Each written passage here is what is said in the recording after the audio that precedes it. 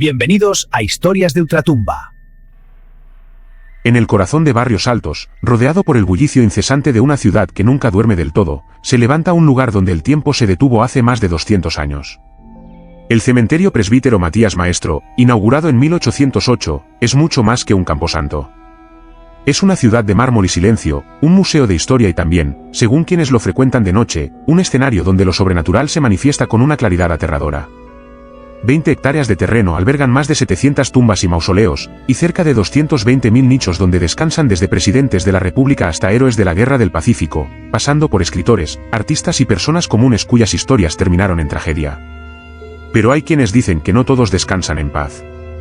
Que en sus pabellones más antiguos, en especial en el cuartel de la Resurrección, en el parvulario de los niños y en el temido pabellón de los suicidas, las almas de los que partieron de forma violenta o abrupta aún vagan entre las lápidas. Hoy recibimos el testimonio de dos jóvenes que, con la arrogancia de quien todo lo duda, decidieron pasar una noche dentro de sus muros para comprobar si las leyendas eran ciertas. No volvieron a ser los mismos. Esto es lo que vivieron y lo que, hasta ahora, les impide conciliar el sueño. Antes de seguir con la carta te pedimos que nos apoyes suscribiéndote al canal, dándole like al vídeo y compartiéndolo. Correo electrónico de los protagonistas. Para el canal Historias de Ultratumba. Pedimos mantener nuestros nombres en reserva por respeto a nuestras familias y porque aún hoy, 20 años después, hablar de esto nos causa escalofríos. Pueden llamarnos Miguel y Andrés. Esto sucedió en el verano del año 2001. Teníamos 22 años, estudiábamos en una universidad de Lima, y como muchos jóvenes, creíamos que lo único real era lo que podíamos tocar y comprobar. Las historias de fantasmas nos parecían cuentos para viejas o estrategias de marketing para los tours nocturnos que empezaban a ponerse de moda. Un amigo nos retó. Dijo que éramos unos cobardes, que seguro ni siquiera duraríamos una hora dentro del presbítero Maestro después del cierre. El orgullo nos pudo. Planeamos todo durante semanas. Investigamos los accesos, las rutas de los vigilantes y, sobre todo, las historias que circulaban sobre el lugar. Sabíamos del niño Ricardito, ese pequeño que murió a los 6 años durante una epidemia de fiebre amarilla en el siglo XIX y al que muchos atribuyen milagros, pero también dicen que suele aparecerse corriendo por los pasillos del cementerio junto a otros niños. Conocíamos la leyenda de la monja fantasma, una joven llamada María de la Cruz que falleció a los 17 años y cuyos restos descansan en el cuartel más antiguo, la Resurrección. Los vigilantes juraban haberla visto levitar frente a las tumbas, con su hábito blanco flotando en la oscuridad.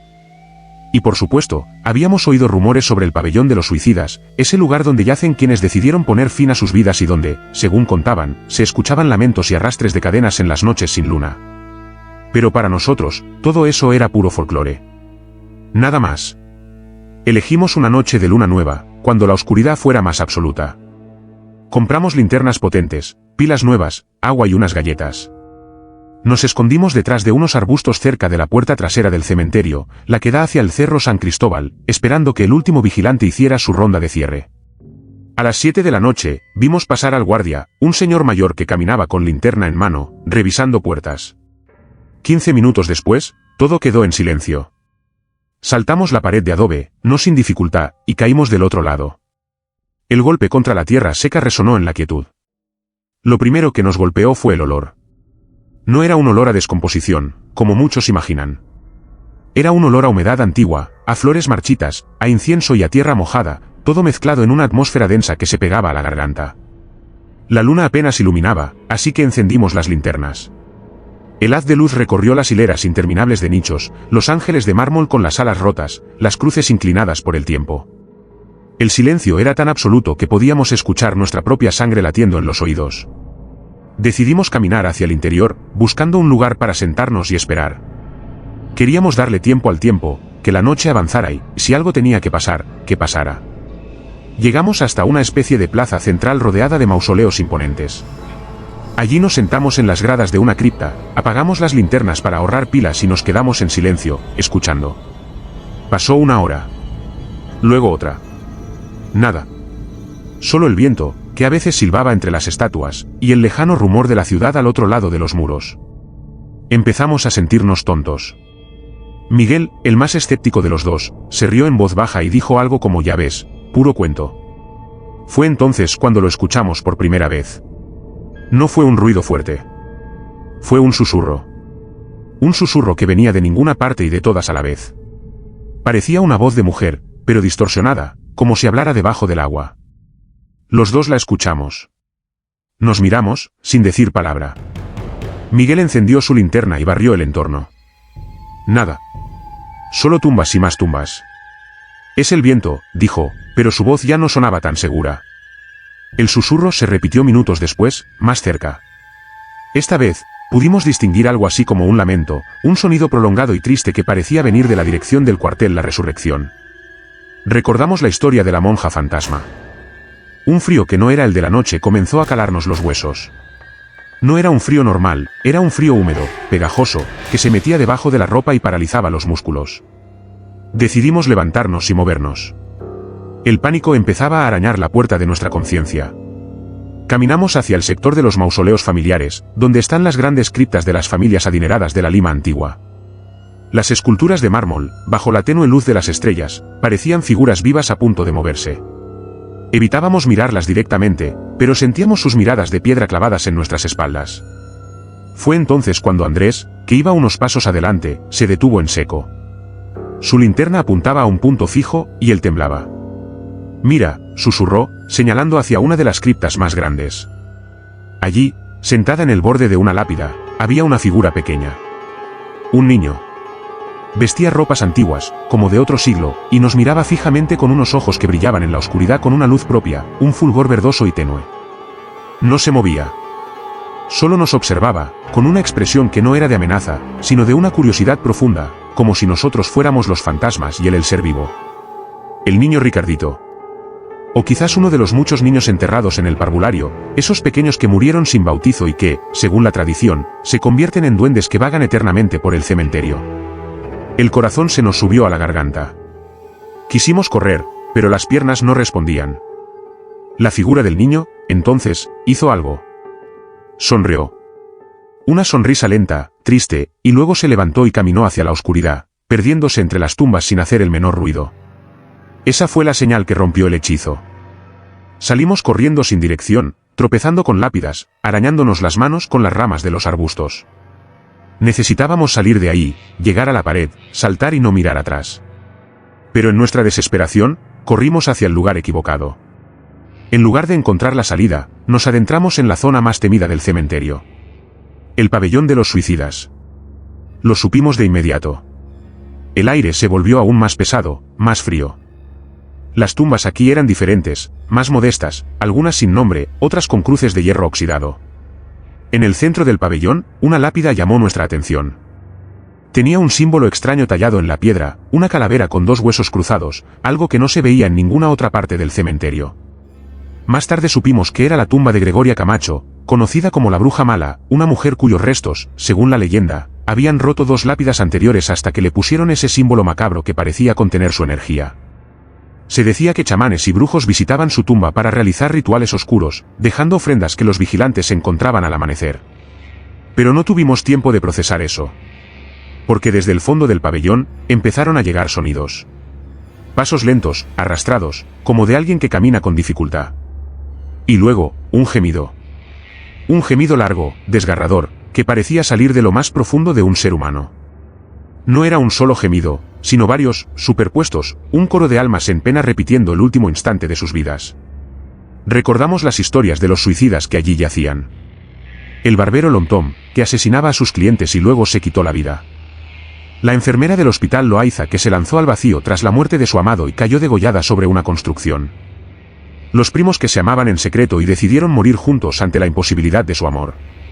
Todos ellos, de alguna manera, estaban ahí. Y entonces, la vimos. Emergiendo de detrás de un mausoleo, una figura alta, esbelta, vestida con un uniforme de enfermera de otra época. Una capa azul flotaba sobre sus hombros. Pero donde debería estar su cabeza, solo había vacío. La enfermera sin cabeza caminaba directamente hacia nosotros, con pasos mecánicos, lentos, pero seguros.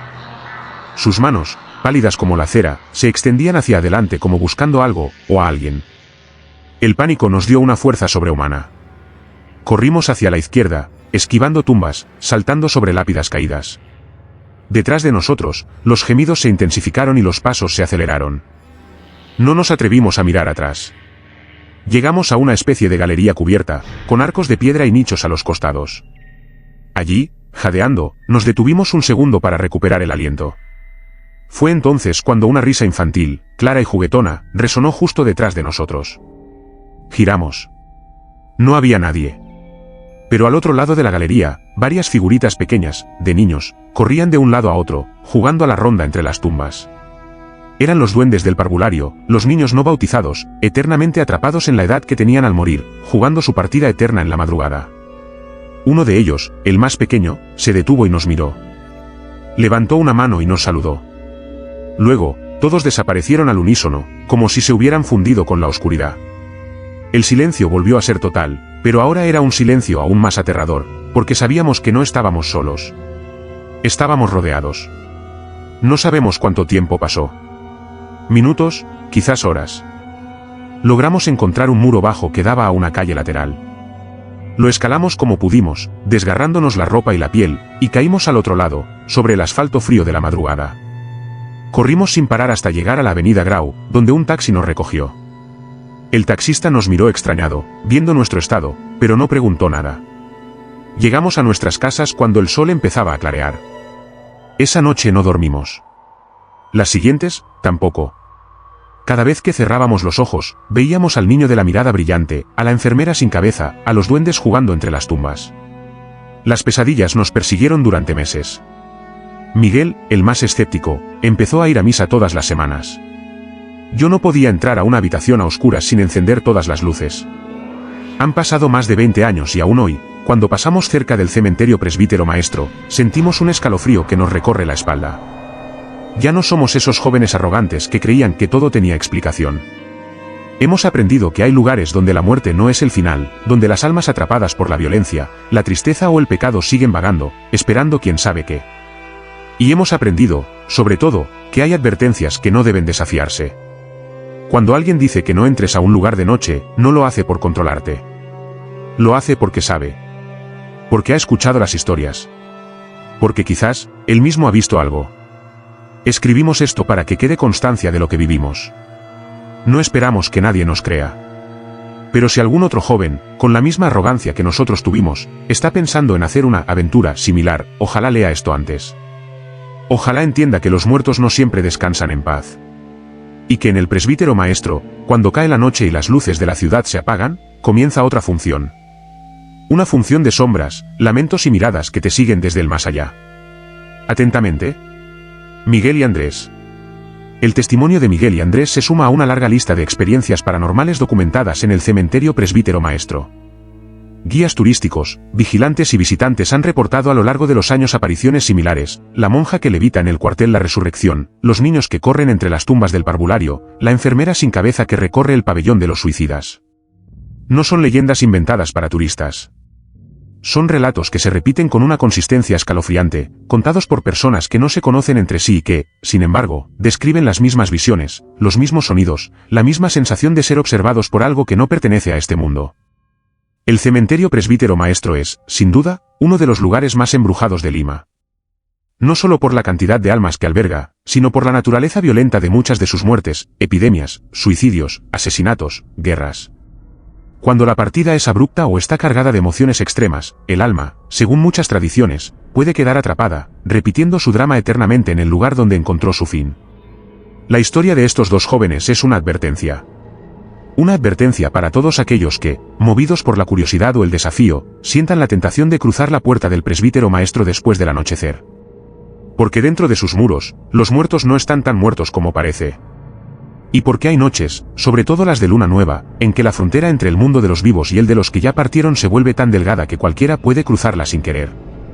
Y una vez que lo haces, ya nada vuelve a ser igual. Recuerde que la maldad existe y acecha en las sombras más oscuras y los lugares más comunes. Entre las sombras visibles y las cosas que tememos existen puertas. Y cuando éstas se abren, las pesadillas se vuelven realidad. Si tienes una historia que contar, escríbenos. Suscríbete para más historias.